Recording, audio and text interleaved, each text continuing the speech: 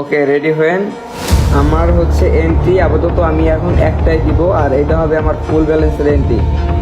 Way to make money হিসেবে ট্রেডিংকে বোঝাচ্ছে, luxury lifestyle দেখিয়ে কাবু করতে চেষ্টা করছে। তার লাভটা কোথায় আসেন হিসাব করি।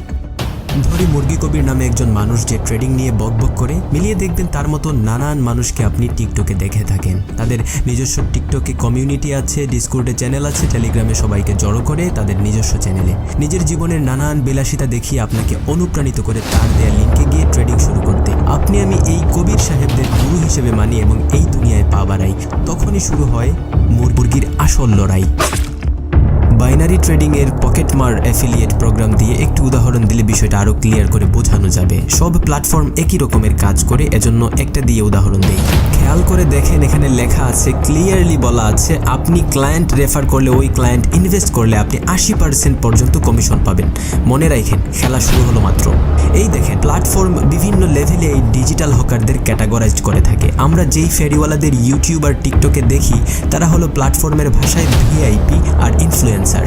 লক্ষ্য করুন, ভিআইপি তারা যারা 200 জনকে রেফার করিয়ে ইনভেস্ট করাইতে পারে। তারা এই ভিকটিমের মোট বিনিয়োগকৃত টাকার 70% পেয়ে যায়। দেখেন, ক্লিয়ারলি মেনশন করা আছে, সোশ্যাল মিডিয়া, ইউটিউব, ইনস্টাগ্রামের মতো প্ল্যাটফর্ম থেকে ইনফ্লুয়েন্সাররা মানুষকে ট্র্যাপে ফেলে 50 থেকে 200 জন আনতে পারলেই বান্দাগুলো যত ইনভেস্ট করবে তার 70% পেয়ে যাবেন এই কথিত ট্রেডার। এসব মিলতেছে? উদাহরণ দেই, ধরেন এই মুরগি কবির একজন ভিআইপি লেভেলের মার্কেটার যে 200 মুরগি প্ল্যাটফর্মে আনতে পারছে এবং যারা জয়েন হয়েছে তারা প্রত্যেকে কম হলেও $100 করে ইনভেস্ট করেছে। সব মিলিয়ে এই মানুষদের ইনভেস্টমেন্টের পরিমাণ হলো $20,000। এই 20,000-এর 70%-এর মালিক কিন্তু মুরগি কবির নিজেই। শুধু মুরগির ডেলিভারি দিয়ে কবির কামিয়ে ফেললো $14,000, যা বাংলাদেশি টাকায় প্রায় 16 লক্ষ টাকা। এজন্য তারা আপনাকে আমাকে তাদের গ্রুপে ডাকে আর তারা তাদের জীবনের এই বিলাসিতা দেখায়।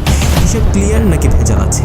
আরও অবাক হবেন এটা শুনে যে মুরগি কবিরকে শুধু রেফারালের প্রথম বিনিয়োগ থেকেই কমিশন দেয় না। এই ব্যক্তি যতদিন লস করে আবার ইনভেস্ট করবে, ওই অ্যামাউন্ট থেকে মুরগি কবির ছোট্ট একটা কমিশন পেয়ে যাবে। খেয়াল করলে আরেকটা ইন্টারেস্টিং জিনিস দেখতে পাবেন, এই যাদেরকে আমরা ট্রেডার হিসেবে চিনি তারা কিন্তু বিদেশে, বিশেষ করে দুবাইয়ে বসে এই আকামটা করে বেড়াচ্ছে। কেন তাদের বিদেশে বসে এগুলো করা লাগে তা অবশ্য আপনার ধারণার বাইরে নয়। এনিওয়েজ, শেষের দিকে এসে বলছি, আমাদের চোখের সামনে যা দেখছি তা সত্যিকারের ট্রেডিং নয়, এটা একটা প্রতারণার ফাঁদ।